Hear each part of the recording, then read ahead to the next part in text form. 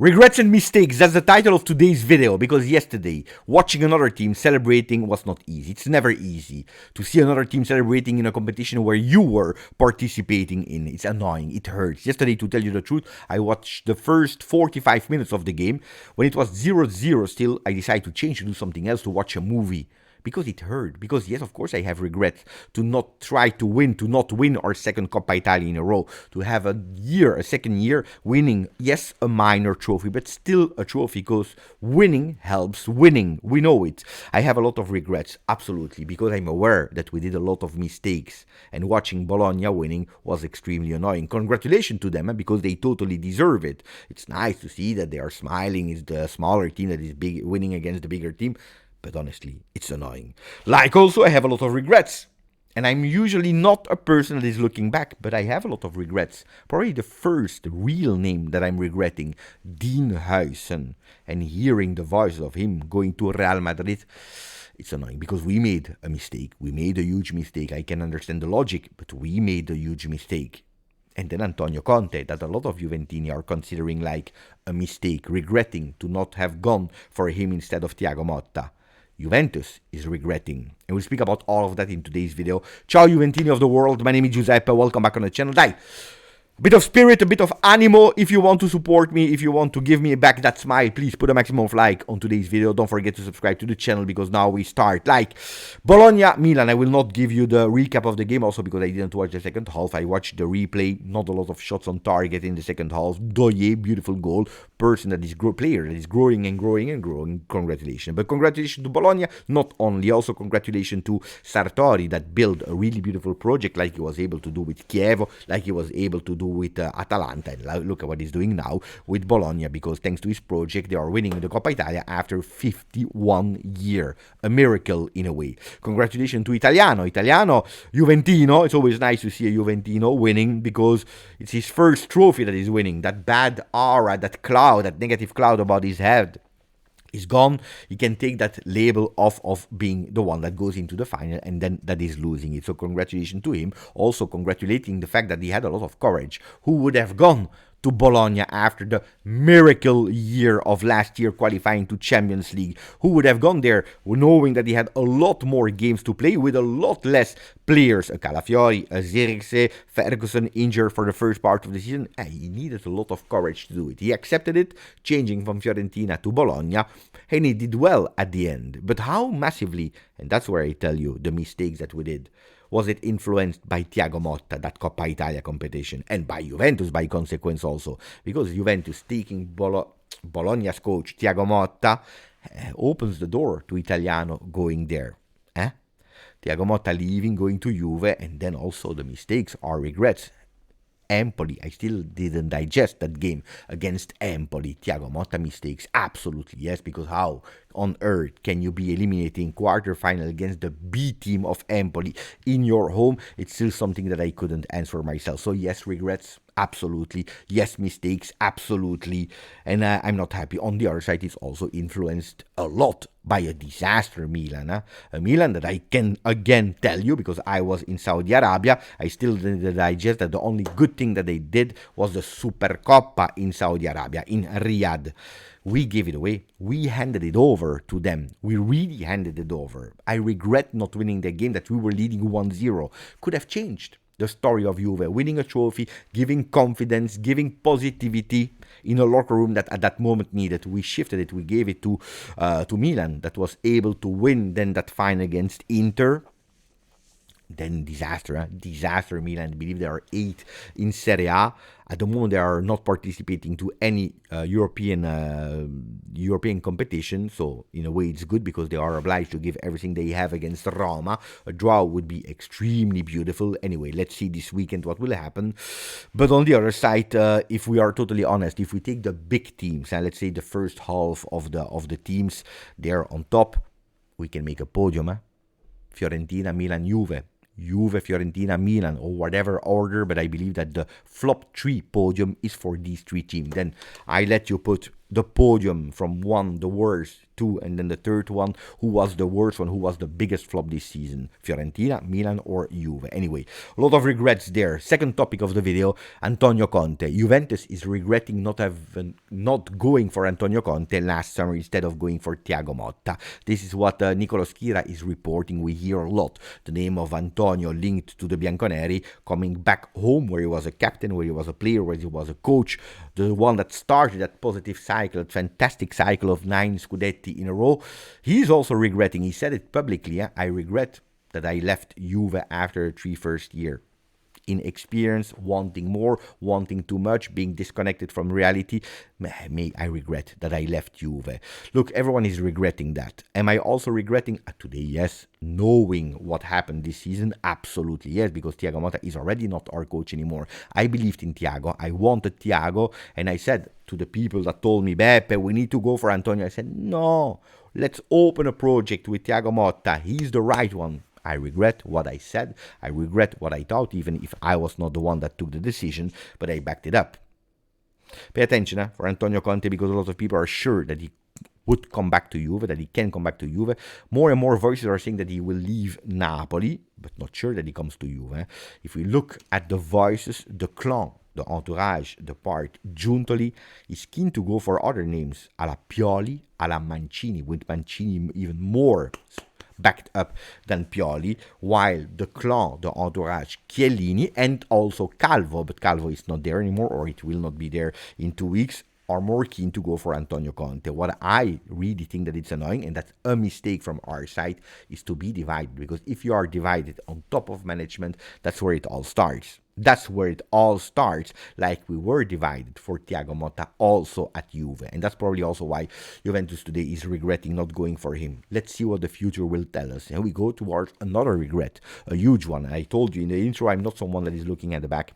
Usually I'm not regretting player. For example, Thierry Henry, that we saw, that was a fantastic player, that was a promise, that was a wonder kid. I have it in mind, that Didivio that goes to him after 2 goals against Lazio, telling, sei un fenomeno, you're a wonder kid, you're a phenomenon, you're a top star. Gone. Ancelotti made a mistake. Moggi made a mistake. Juventus made a mistake. Absolutely, yes, if we know the future. But I never really regretted it, because I said, he's gone. Instead, we have Trezeguet. Look what Trezeguet did, becoming my favorite non-Italian player at Juve. So you see, I didn't really regret. Dean Huijsen is a player that I regret. We will never know the future of Dean Huijsen today, because you never know what can happen in life. But it looks like I really regret. It's a player that I'm following since he arrived. Since even before he arrived. There are some clips on the internet and also here on the channel that I made reading the first time that the name Huijsen was linked to Juve from Malaga. It was an article written in Tuttosport. That's where I started to inform myself about that 16 years old kid, and I knew that he would have been great. I started to see him with the under team, with the youth academy. I saw that picture with him next to Matthijs de Ligt. I said, he is the future, he's the future. And then being aware that he's starting to be good, Primavera, next gen, because of some injuries, he was immediately promoted there. That beautiful goal. I was one of the first one to put a short, when shorts were not trendy yet, about one of his goals. Fantastic goal with his left foot. There are a lot. I knew it. You know that I made a podium back then. I said, he is the one. He is the future. He was the strongest player from our academy. If I made a podium, I didn't put Yildiz number 1. I put Huijsen back then 1. Yildiz was also in the podium. Don't be afraid. I'm not crazy. But Huijsen was the first one. Look, I always said that I understood the logic why we sold him. It all starts with him not saying yes to Frosinone at the end, or actually he already said yes, but saying no then to Frosinone to go to Mourinho, to Roma. Giuntoli mistake, because when he comes back from the first day, and Huijsen said it, they told me immediately that I needed to leave for money. Was it only money? Maybe yes, but if you're looking at how much we sold him, I believe it was 15 million euros, 17 million euros, something like that, to Bournemouth. It was not only money. Probably it's also a thing of ego of Cristiano Giuntoli saying, oh, you left, you didn't agree with the club, you didn't accept the journey that the club was actually writing for you, you decided to go, it's over, because you are not a Juve personality, a Juve character, someone that is giving everything. In a way, I can understand it because now we are regretting, and we will continue to regret every single good game that he will do at Real Madrid because that's where he's heading to. On the other side, I can tell you, and maybe it can be something good for you to understand that he would have stayed 2 years. He would have stayed 3 years with Juve. On the other side, instead of selling him for 17 million, maybe we would have been able to sell him for 50 or for 100 million euro with a bit of experience, and probably would have given us a big help, a big hand this season with all the problems that we had. So yes, it is a mistake. Yes, it is a big regret. He's about to go to Real Madrid for 50 million euro, not for 50 million pounds, which is 58 million euro. Juventus could cash in 5.8, 5.5 because we have a 10% resell. It's nothing, guys. Honestly, it's not a lot. It's really not a lot.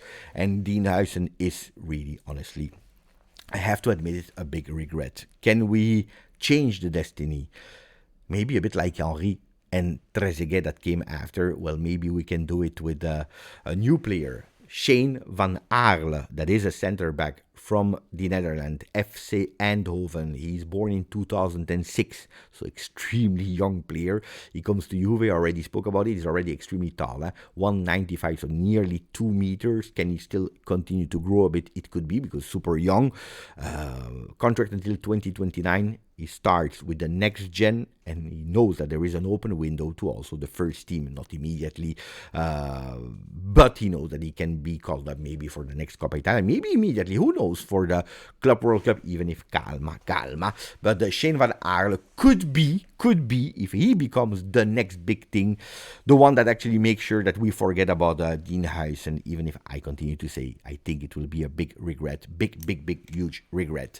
Fan from Real Madrid and Dean, so I'm sure that if he stayed at Juve and Real Madrid would have called, he would have said yes, he would have gone. Probably that's also why Juntoli and Code said, you know what, you will never stay at Juve. We understand it really fast.